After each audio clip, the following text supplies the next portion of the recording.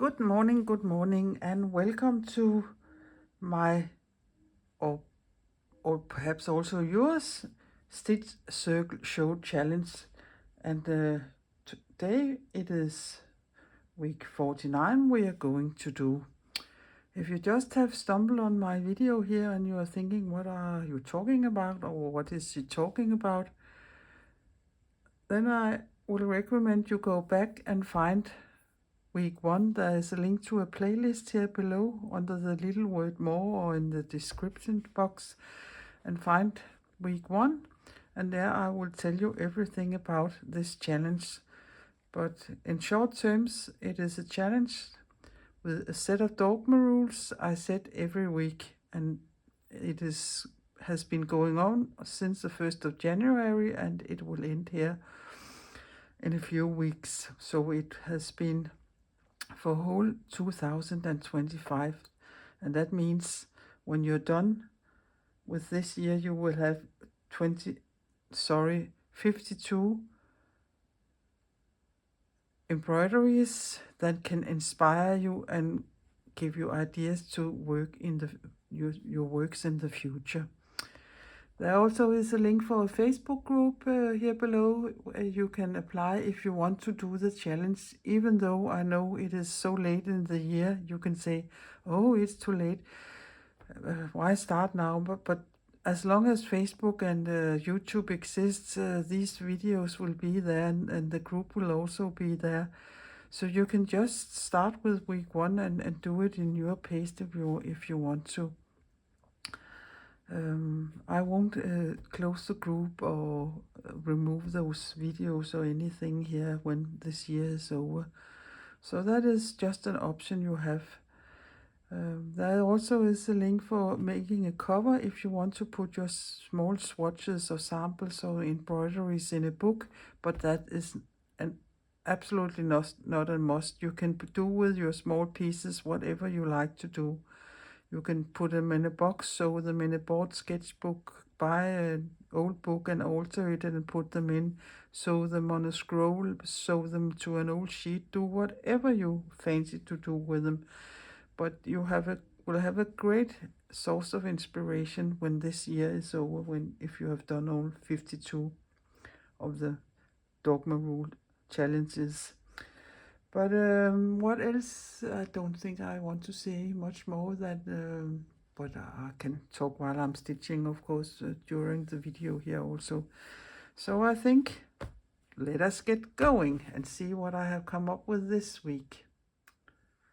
This is my book, and I have just taken one of the signatures out because it is so fat so it can hardly close. And I know I will make a new cover here when I know in a few, this is week 49, so there will be 3 more weeks beside this. So then I know how fat and chunky it will be, and then I will make a new cover, and I think I will make a video of when I will do that cover. But here, let me see where I left you last time. And in the hindsight, I should have perhaps made these two colors more different. Perhaps this one should have been darker. This is perhaps fine enough, so that the color value would have been bigger. But yeah, you learn by doing, and that is so it must be. And sometimes when you look at the spools or the skeins or whatever, you have your thread in. It looks really different when you have them beside each other, but it's quite different when you only have a thin thread. Then the difference sometimes has to be bigger. So here I am ready for where this week's thing is going to be. So the 3 rules here for this week is find a piece of fabric, and now I can, sorry if I don't hope I make you dizzy, but find a piece of fabric you think look nice to the previous week, and that is why I have chosen this fabric.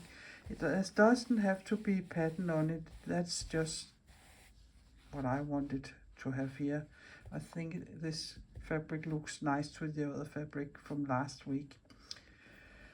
So that was the first thing. The first rule: find that piece of fabric and trace your one circle as we have done many times. And this time I want you to use the first letter in your first name, and my name is Lisbeth, so my first letter is an L. So I will hand draw a kind of the best I can letter. I'm not very good at drawing, so it will be a quite simple letter. And if you want to, you can sew running stitches around the letter, or back stitches, or double running stitches, or split back stitches, whatever you want to outline your first letter with. That was rule number 1. And rule number 2 is to sew. And now I'm in trouble again because I don't know the name of this stitch in English. And I've looked up and down and in the old books and on the internet and everywhere. So if anybody out there know a name for this stitch, I will be very happy if you will put it in the comments.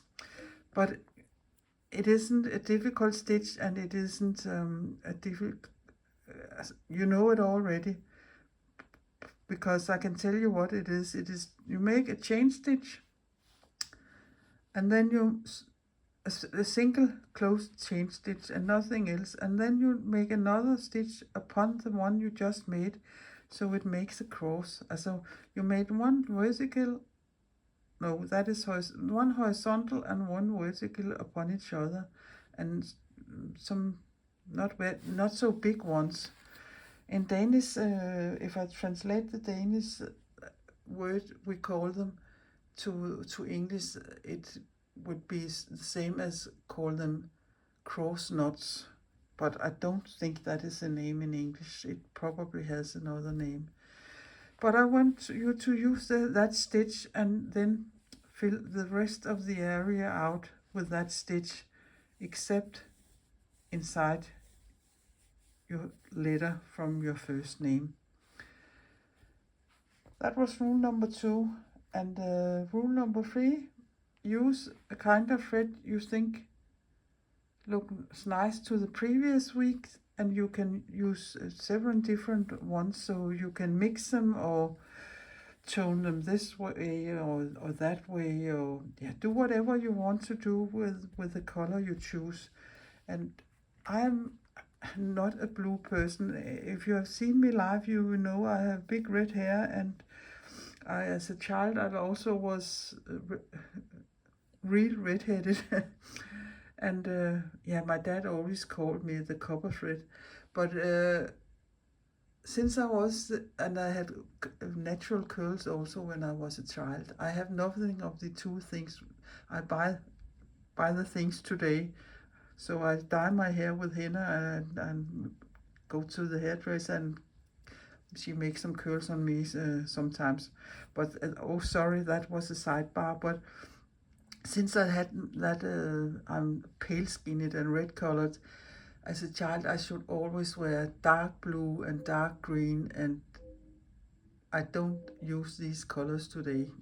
And that is why every time I have to do something in blue, it is really difficult for me to find threads in these colors. Green can go a little better. I have some different greens because I like olive green and lime green and so on, but with the blue I am in trouble. So I have only been able to find these dark ones here.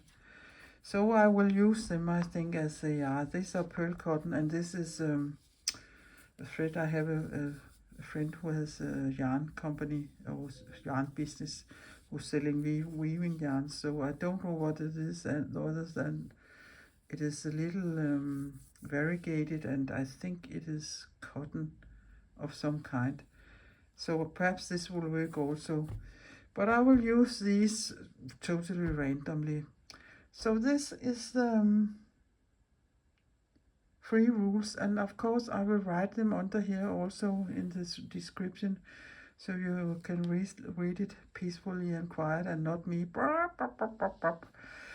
And yeah, so let us get going. Since this fabric is quite soft and flimsy, I also have said this so many times before, I like to back my piece with another piece, and this is an old sheet or an old pillowcase or something, and I've used it several times here during this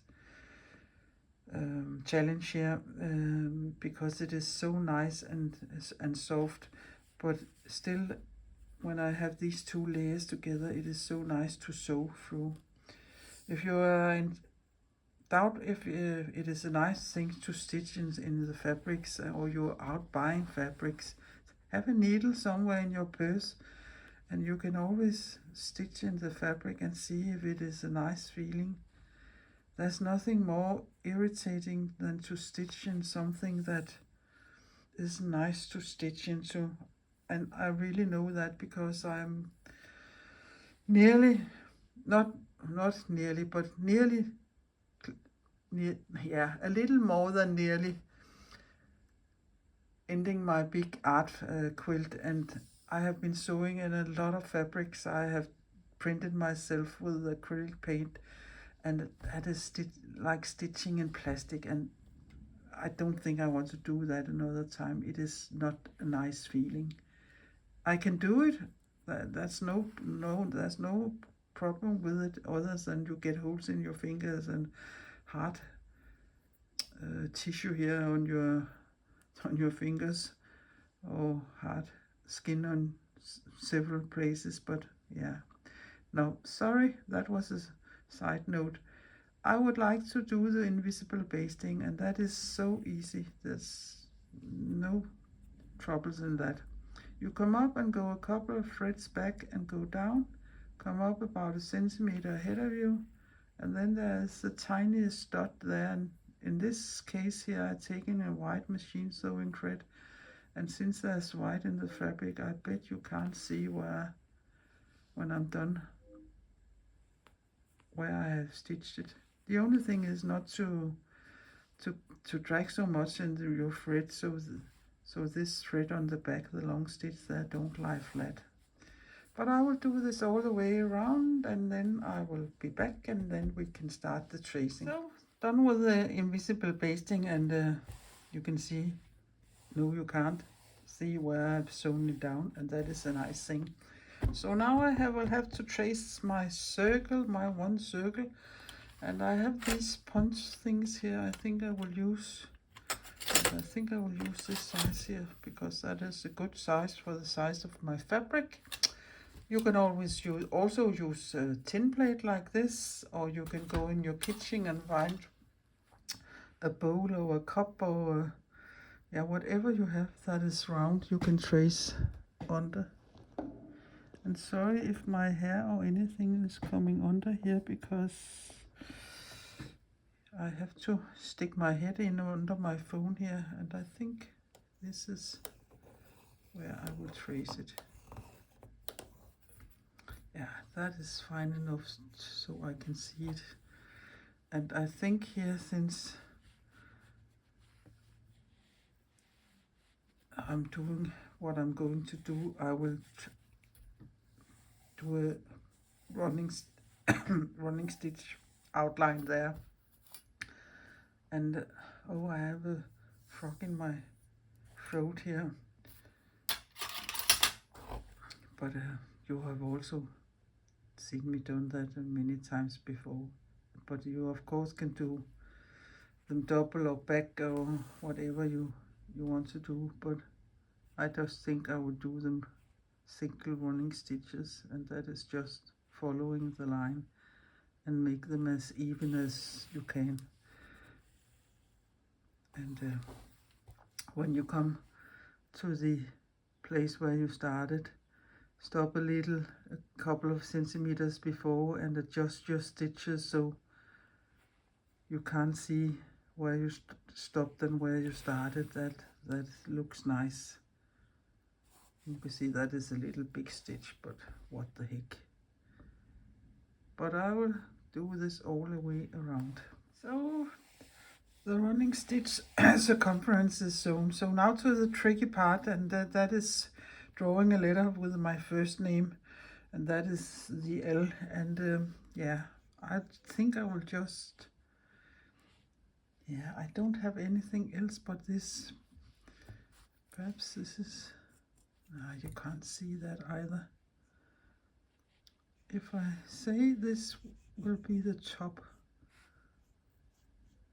yeah, I think I will need to have some other things to draw with, so I better can see it. And then I will have to do some double running stitches, I think, to cover that line. But yeah, I can go with this first and see how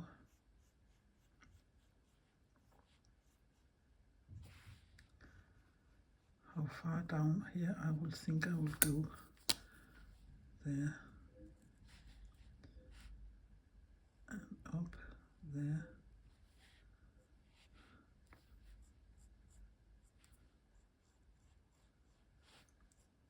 If you're very good at drawing, of course you can do it in any kind of letter that you want to. I'm not very good at drawing, so it will be something like this. And then we will have to go out here and there. This is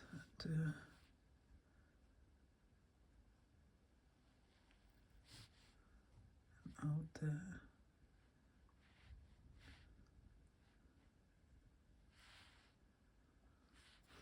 Yeah, let me see here now.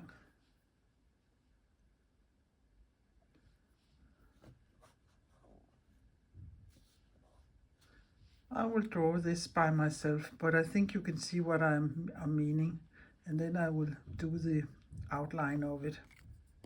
I think that's the best I can find out to draw, but I will do the running stitches like I've done here, and then I will do the double, do around more, I think. Or of course you can do back stitches also, and I think I will just secure that and start another place, so I don't have such a long thread dangling here on the back side.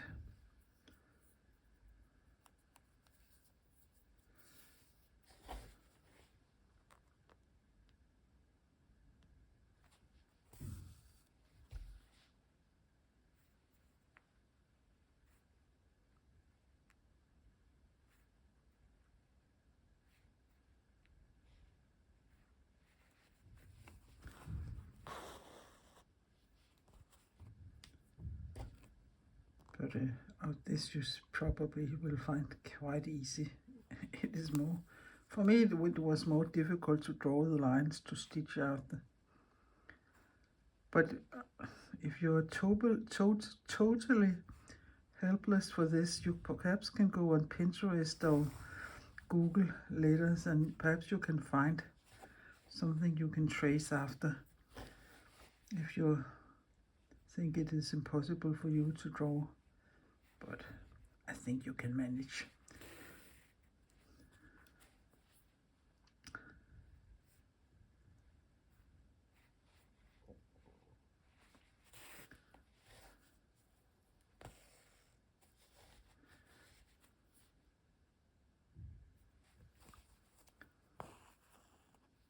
The only thing I don't like is this place here. I'll see if I can do it a little better here when I'm sewing.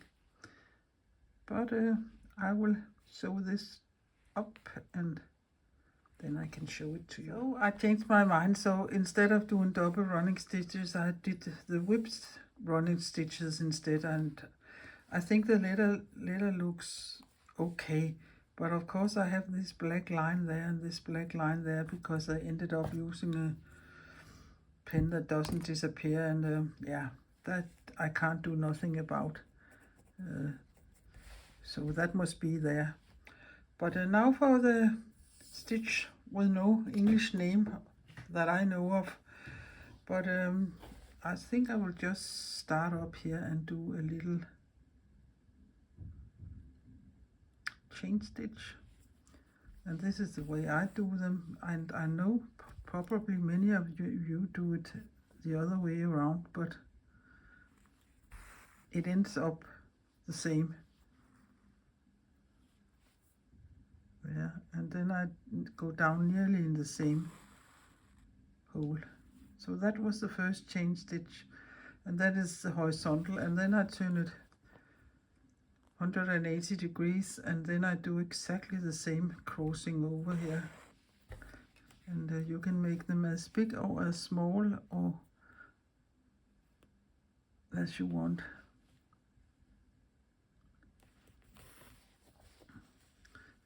But there, as I said, the Danish translation would directly will be korsknuder, but there isn't much knot about it, but perhaps if I make them smaller, it would look more like a knot. We can try to do that. And again, you can twist and turn your fabric in all directions to place them totally random, these stitches here. Or you can do this as close and as... I think if you don't do that line and you don't outline your letter very clearly, you have to do these stitches very, very close.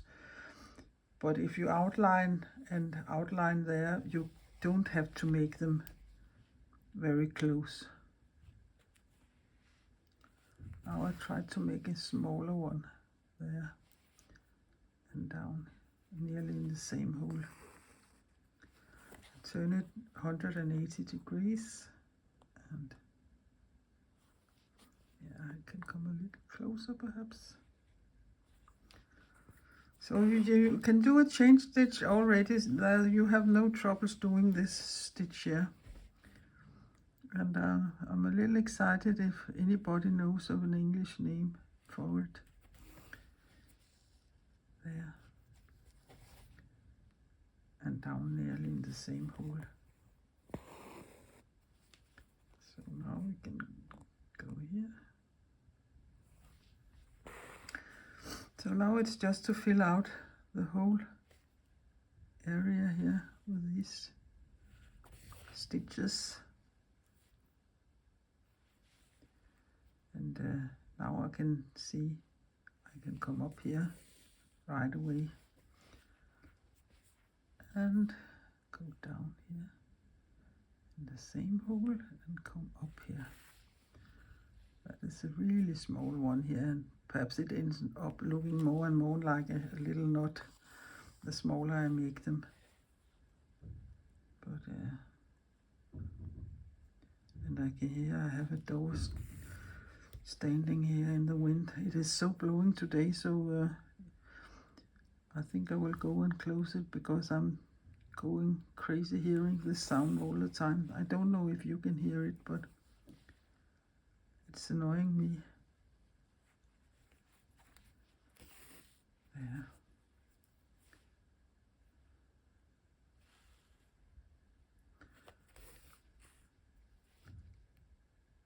And then down there.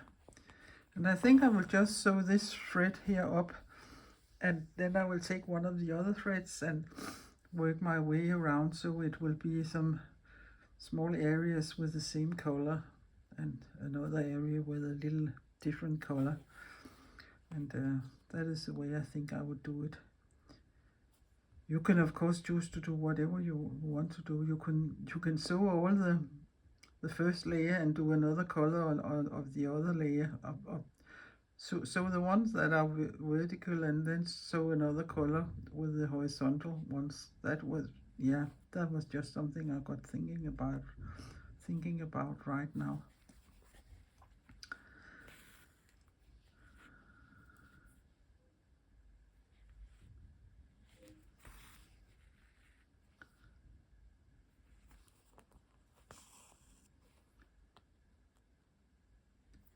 There are probably many other ways you can do this, but I'm looking forward to see what you can come up with in the group of ways to do it. So, and that got a little long there, but who cares? I will sew this thread up and yeah, I can put it up here so you can see it better perhaps. So this thread up, and change thread, and then I can show it to you. And now for the door.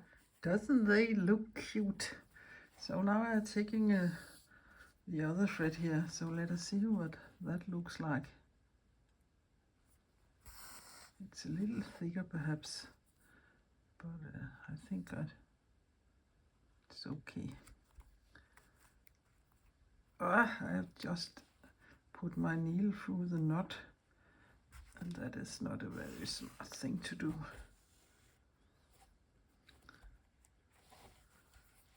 Yeah, perhaps they end up a little bigger, these ones here, but so it must be.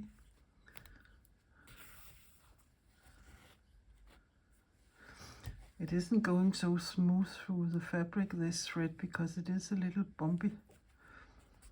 So perhaps I'll end up going mad about that, but we'll see. Because color-wise, I think it looks very nice.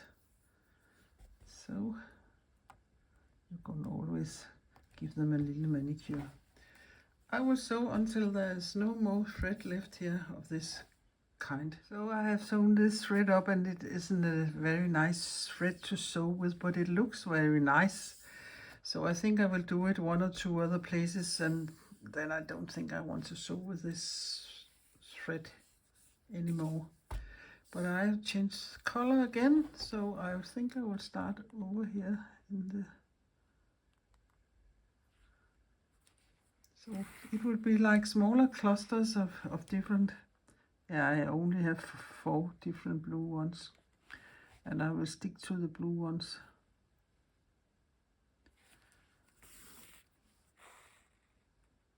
I think that looks nice on this fabric and to the embroidery from last week also.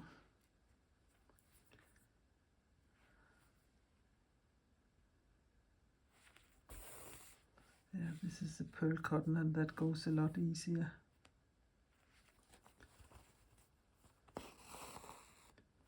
And a little other different blue color. Yeah, but I will sew with this thread until there isn't more of it, and see what next I will take. Now to the last stitch here in the 4th color. And I hope I have thread enough for this stitch here.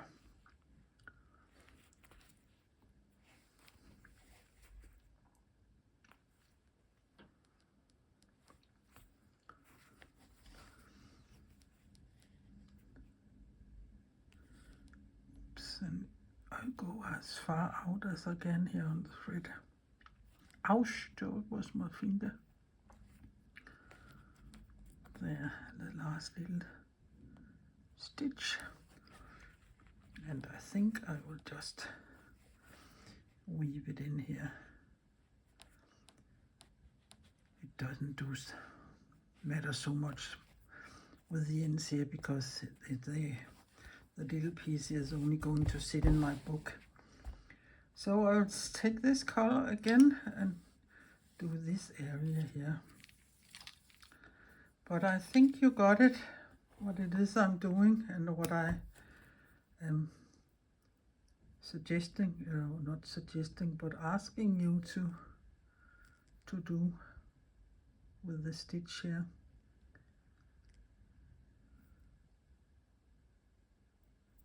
There. And the knot.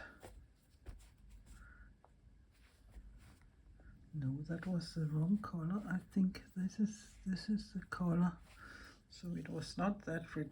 Oh, I will find out. I think it is this one here. But I will take the piece of this one, a little string of this one, and sew a lot more. There's a lot more sewing still here, but it's a lovely stitch to sew. But I will show it to you when I have been all the way around. So here I ended up with the fourth color the second time. So since this area isn't so big, I will just fill this little space out with the same color. So I have two parts of each of the four colors, and that is fine, I think. And I'm so sorry if you can hear some noises. One of my neighbors has just started doing some brickwork or some tile work or what it is. It is an awful noise he is making. He often is making awful noises. He's always hammering and knocking and doing something. So sometimes it's quite irritating or annoying, because we have some rules here where I live, that you can mow the lawn all the week, anytime, but Saturday and Sunday only until 12 o'clock. And that is, if it's nice weather, it's nice to know that, because you can eat your lunch outside when the weather is good. But he doesn't care. He does whatever he fancies to do, and that is, yeah, it's annoying. But I think all of us who have our own houses with gardens have tried to have people around you who isn't following the most simple rules or are doing exactly what they want to do. And yeah, that's perhaps why there is war in the world. Yeah, just a little opinion.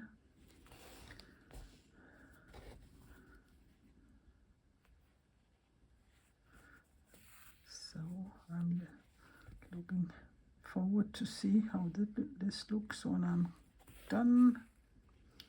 Yeah, this will be the last stitch, I think. Yeah, that's fine. So I'll just secure my thread here. Before I do that, I always look if you can see your needle on the other side, because then that just doesn't look very nice. So here, let us see. And I don't mind the fraying edges here. It is quite visible. It is an L there, and I think it is it because I have made the outline. If I hadn't done the outline, I don't think you would have thought of it was a letter. So I will take some close-ups, and I will take a picture while it is lying flat also, and then I will find my tape and sew in my book and glue it in there. I have written the Dogma rules here on my page, and yeah, there's no, as I know which way this is going to turn, that gives itself, so that way here, so I can turn that over there and put my double-sided tape on. And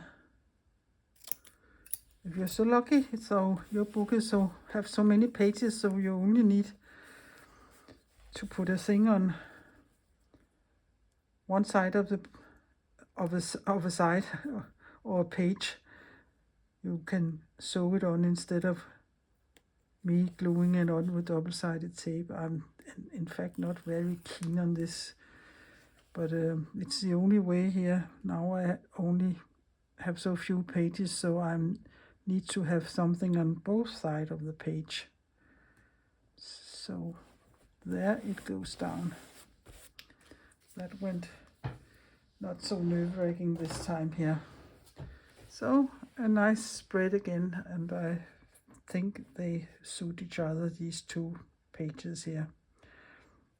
I hope you will give this stitch a try yourself, and I also will say it is so lovely to see all those wonderful embroideries in the group and on the 2 hashtags you also can find below here in the description box or under the little word more if you're in Instagram and not on Facebook. And I totally understand if you aren't any of these places and just doing it by themselves.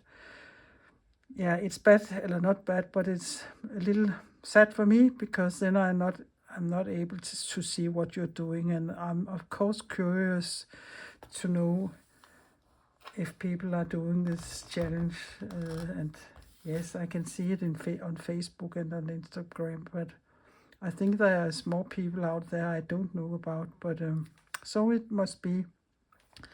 But